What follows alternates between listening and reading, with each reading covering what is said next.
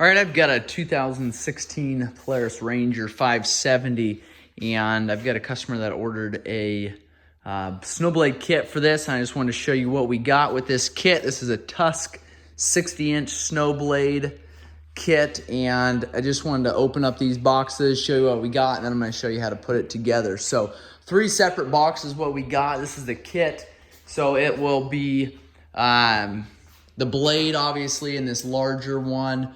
We have got, I believe, the mount here. This is a Tusk SubZero replacement UTV snow plow mount. Okay, so this will be the mount that mounts on the actual Ranger. Flip that over, show you that side there. There it is. And looks like maybe some bolts in here. Yep, bolts there. That's all we got in that box. Now on this one here, I'll go to the smaller one. This says push tube.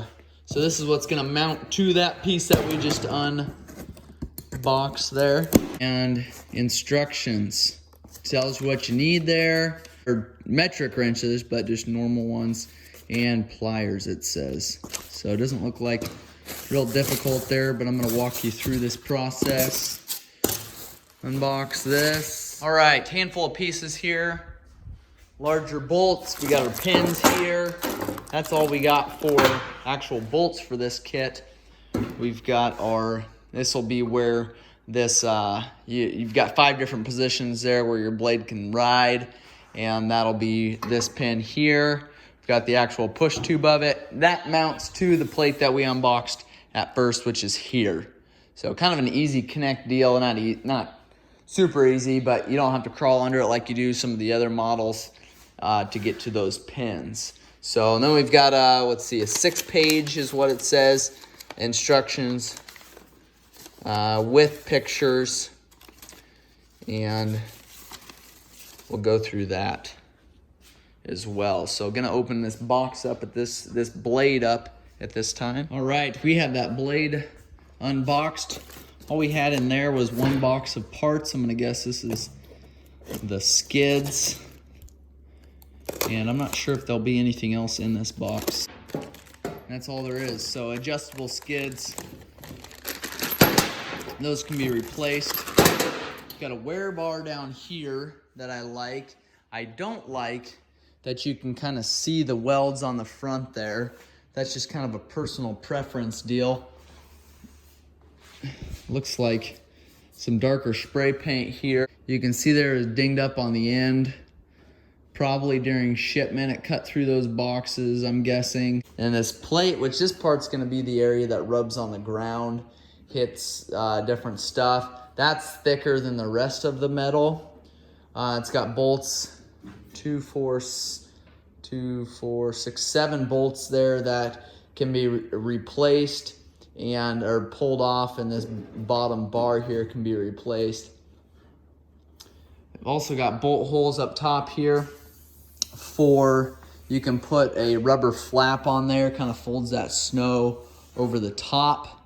That's kind of a nice feature, but it does not come with this blade set here, that you have to buy that separately. Overall, pretty standard.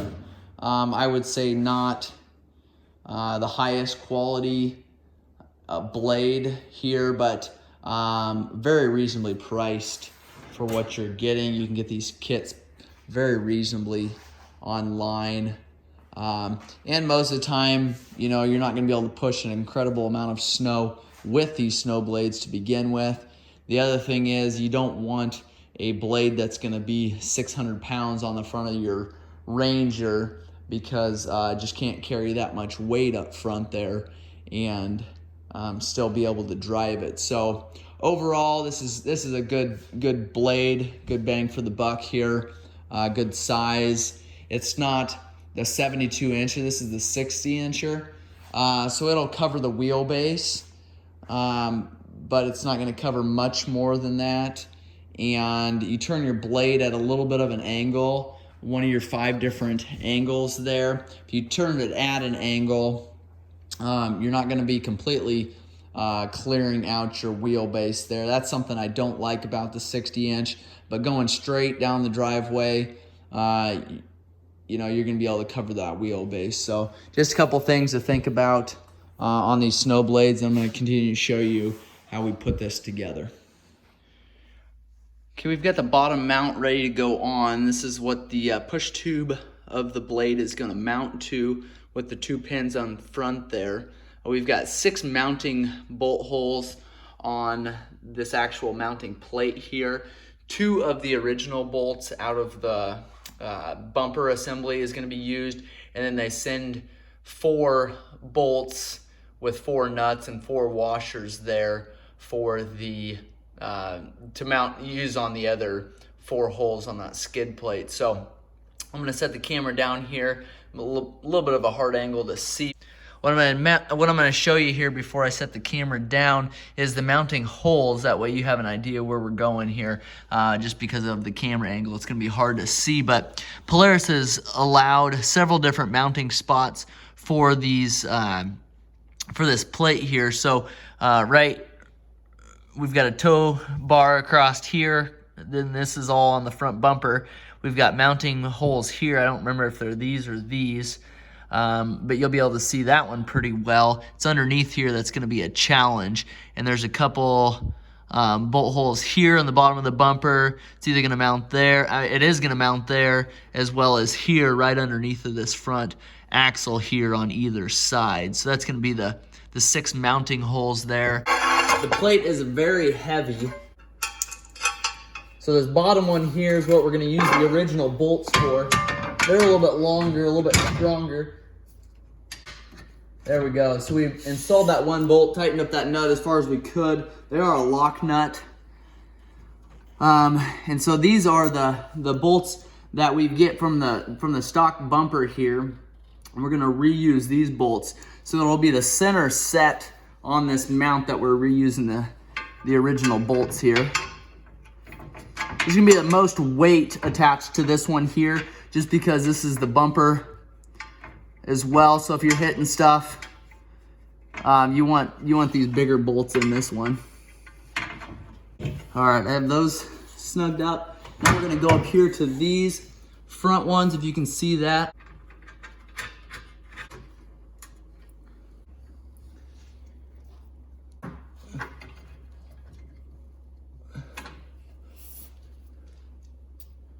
We've got 1 more underneath here. And these are the ones that are directly underneath of the axles. Now we'll snug all 6 of those up using a 15mm socket for these center ones, the stock ones here. 15mm nuts with the 15mm bolts on there, and then the top and bottom ones are going to be 14mm bolts with the 14mm nuts. All right, we're gonna be putting this push tube and the pivot assembly onto the blade itself. Kind of laid everything out here so you can see what we have going on, but we've got this piece here, which is the actual pin that'll go up and down to be able to adjust it. Right here is where the winch is gonna hook onto. And then we've got our pivot plate here. You can see right here our 5 different options for where that's gonna sit. And then we've got our push tube here. So what you do is just go ahead and set that down on top of there like this.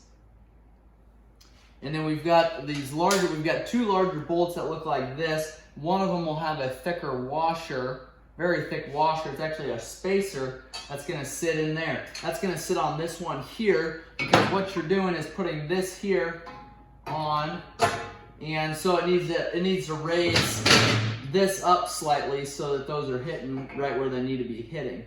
So this one here with the 10mm Allen is going to come up from the bottom. This is going to be the front of it. Put our washer on there. We're going to take and put our lock nut on top there. I'm not going to tighten that one down yet. I'm going to do the same thing with this one with the actual spacer underneath of here. I'm going to push this larger bolt through. Washer, and then our nut underneath there. These actually don't need tightened up yet. But you do want to make sure you have them on all the way. This pin will come already assembled and installed. You kind of take a look at how that sits so you have an idea if that ever needs replaced. You can see there. Next, we've got these bolts here with this four-sider, this rectangle square, and that's gonna work as a stop for the blade. If that blade catches, say, a tree stump or chunk of concrete, that blade's gonna drop down. The top of the blade's gonna drop down. The bottom of the blade's gonna kind of look like it's coming back, and then this is gonna stop it once that flings forward again. So take these parts here, the bolt and this rectangle washer, put that on there. Again, you don't have to tighten these up. I'll do the same thing on the other side. The washer goes on that nut side. It does come with instructions. They're a little bit hard to see. Pictures are a little bit deceiving. If you've never done it before, it just makes it a little more difficult. So I really haven't done a whole lot of looking through here to see. They are black and white, and just a little bit challenging to know what areas they're talking about here. So, okay, now I'm going to take and slide our blade up against our push tube here. I want to do this in a way that you can see. Also keep in mind you've got to lift this blade and push tube down onto the floor when you're done.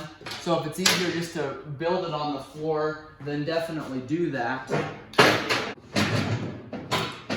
And it'll slide in like that. The other thing is you've got your skids here, and what I'm going to do is actually slide these skids on now, because what that's going to do is push that blade forward a little bit and help us be able to mount that.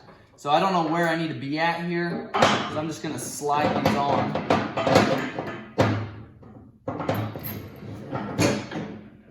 That's pretty close. So I took the rubber damper off there, slid those on. You want to make sure it doesn't tip forward, dump off your lift there, but that's how it should look, just like that. So now what you're going to do is grab these. You've got a bolt, you've got your nut here, a locking nut here, washer, and a spacer. The spacer is going to come in from the other side. It's actually going to sit in this groove here, and it should fit perfectly in there. If it doesn't, you may have to use a little bit of force to push that in if maybe there's a little paint buildup, but I think Tusk has done a good job of cleaning that up for us.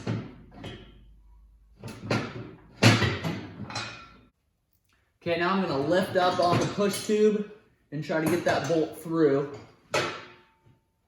Keep making sure that spacer's on there. And then we'll put that lock nut on there. Don't need to tighten these up again. Just make sure that everything's set where it needs to be set. We're going to do the same thing on the other side. All right, we've got those bolts in there. So what I'm going to do is put these through, grab our eye bolt here, put those in, and tighten these up. Okay, we're to the point now where we're going to need to tighten stuff up, and I've just done a handful of these bolts already. We use several different sizes of wrenches and sockets, and pretty self-explanatory. We use some 19s here, we use some 17s on the back side, some 15s. For these bolts here, we've got a 10 millimeter Allen for these larger ones. We've got a 24 millimeter for those larger nuts, locking nuts that go on there. So I'll kind of let you figure out what all those are instead of trying to explain those to you.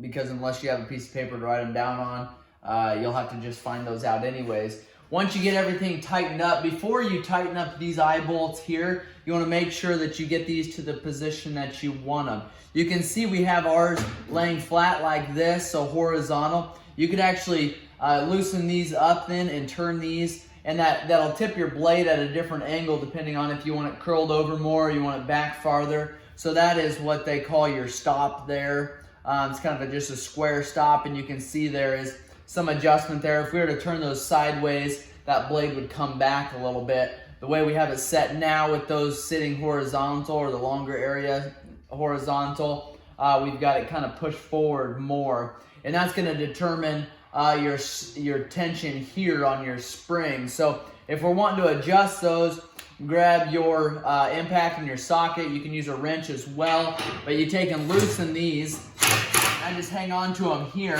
But if you were to loosen both sides, you can see they're floppy there. That'll take the tension off of here, loosen up these bolts, these on either side there, and then just turn those is all you have to do. These larger nuts here, make sure that these are tightened up. That's going to be what pivots on there. If you don't have them tightened up really well, there's going to be a lot of shifting back and forth in this, because that is what holds this plate onto the actual blade itself. So we're going to now take and throw this on the machine, and I like to wait and put these skids on there until we've got it on the machine, kind of see how it's going to sit with our wear bar on this side. Depending on what your conditions are, if the ground's not frozen, and you want to be able to drop your blade down completely to the ground, if you're on a dirt surface, you maybe want to keep these up a little bit so that these are kind of skimming on the ground as opposed to the blade digging into the ground. If you're on concrete, a lot of times you like to find the position here that your blade's going to be all the way down to the ground. Otherwise, your skids are just going to be running on the concrete. You're going to leave some snow underneath of the blade. So depending on condition is how you'll adjust these. You can there's no wrong way of doing this. You can put this rubber damper below is typically ideally how you want it, so there's some cushion there, but maybe you don't want it that way. Maybe you don't want any cushion at all, or maybe you need the extra space here. You can put this on below it then, or you can put it above it. If you put it above it, I like to keep one washer at least on top. That way it keeps from pushing through that keeper here, your pin, just so it isn't destroying this rubber damper here. So these probably you're going to replace more than anything on this snow blade, and I've had mine for years and I've never replaced one, but I've worked at dealership where guys come in a lot of the time and replace these. So it depends on how you use your machine. If you've got a long driveway, a lot of different rough terrain, maybe rocks, maybe concrete patches, a lot of times you snag one of these and you can break them off. Some of the models, you'll see that these posts here are actually replaceable. They screw on. Actually, these are replaceable. I didn't realize that. These are replaceable here. Most of the time, they'll come as a kit, but I guess you can replace these pucks here. The other thing you'll find is if you break this off, then this could potentially just pop right out of there. That, or if your pin comes out there, you drop it down there and lose the entire thing. You obviously need to replace the entire thing. So I'm gonna get this put on the machine. We'll show you how to do that, and we'll get you pushing snow. Okay, we're gonna slide this blade on there now. One more thing I wanted to show you. Right on the pivot area, we've got this pin here, and this is where the winch will mount up to, or hook on the winch there. You can actually move this pin. There's 3 different places you can go with it. Because of the way that this sits, obviously this shaft right here is going to be used on all different years and models of machines, and so that's why they allow you to do it. You can see where our winch would sit if we put it on that front hook there. It would just, you'd basically be pulling straight out. So what we're going to do is take and move that pin clear to the front one here. I guess it'd be the back one, and that way it gives that winch more of an up and down feel as opposed to an in and out, and just a lot less wear and tear on that blade. Now you can position it right in that middle one as well if need be, and that would also be a pretty good scenario. We'd have to flip this pin so that cable doesn't get in the way. So just makes way more sense for us to go on this one to this area here. So I'm going to do that, and then we're going to hook this blade up here. You can see, and I don't know where, if you'll be able to see this from where we are going to put the camera, but there's your 2 locations, or 2 mounting locations there, and then you use these pins here to go through there. At the same time, then we'll put these skids on there and set that where it needs to be.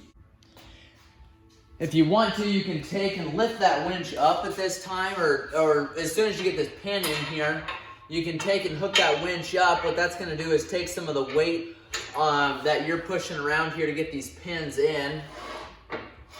Not a big deal either way. Go ahead and slide that pin in there, and then we'll do the same on this side.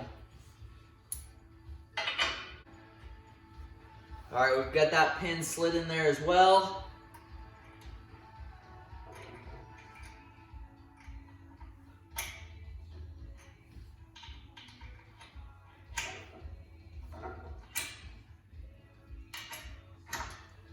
Then we can hook our winch up to this.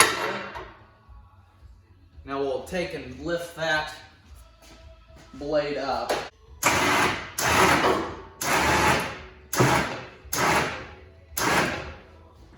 You're able to go pretty high with it.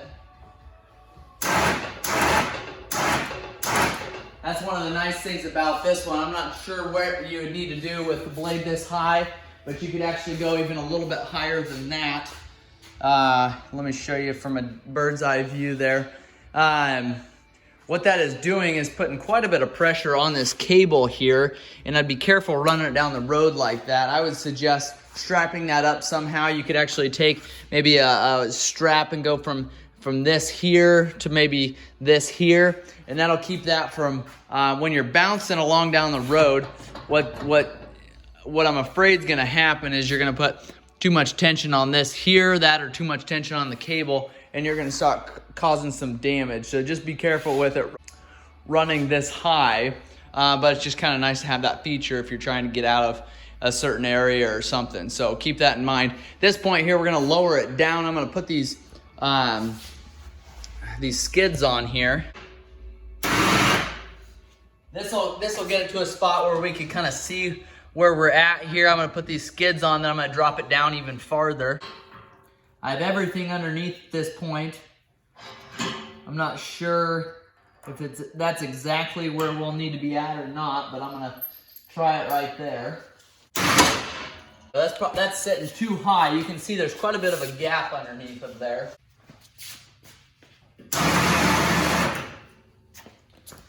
So I'm going to actually pull this out here.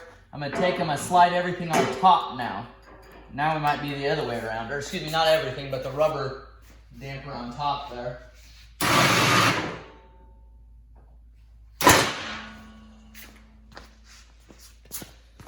There we go. And that's pretty close to where it needs to be at there. We'll take and do that same thing to the other side. While we're doing this, I'm going to take and pivot this just to see how that works. So that works pretty slick. Pull up on that pin there. You can pivot it to those 5 spots there. You got to maybe move it a little bit back and forth there to get it to the right spot. But that gives you just enough pitch there to kick that snow to the side.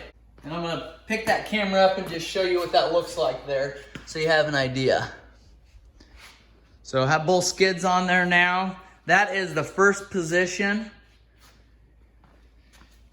And then just lifting that up there, we can kick it. And that is the farthest left position. And so that's how it sits there. You can see the difference there. That'd really kick that snow off to the left there. Now going back the other way. Grab it, we're gonna put it all the way the other way. Show you what that looks like. So that's all the way to the right. That's the way it looks there. So pretty slick system. We'll use it and probably do another review on there. I'll tell you some of the things I like and some of the things I don't like. What I don't like right off the bat is when we set those skids down, or when we set this whole thing down, it goes down fairly quick, but you can see the position of those skids there.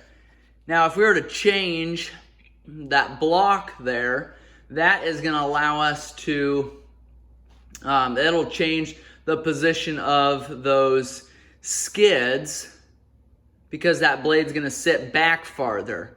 Now what that's going to do then is sticky snow, you're going to have more snow building up on here and being caked to that. So it's kind of a lose-lose battle. I think right now with the way that we have those skids, we're going to be working most of the time on gravel. This customer is going to be working most of the time on a gravel driveway. And The skids are typically when you work on a gravel driveway, you're gonna leave that blade 1/2 inch off of the driveway anyways, because it's a gravel driveway. Otherwise, you're just down into the rocks. Maybe this video will show you exactly how this blade works, if it's something you guys want to purchase or not. If you found this video helpful, make sure you like and subscribe. Leave a comment below if you have questions on it. I appreciate you watching.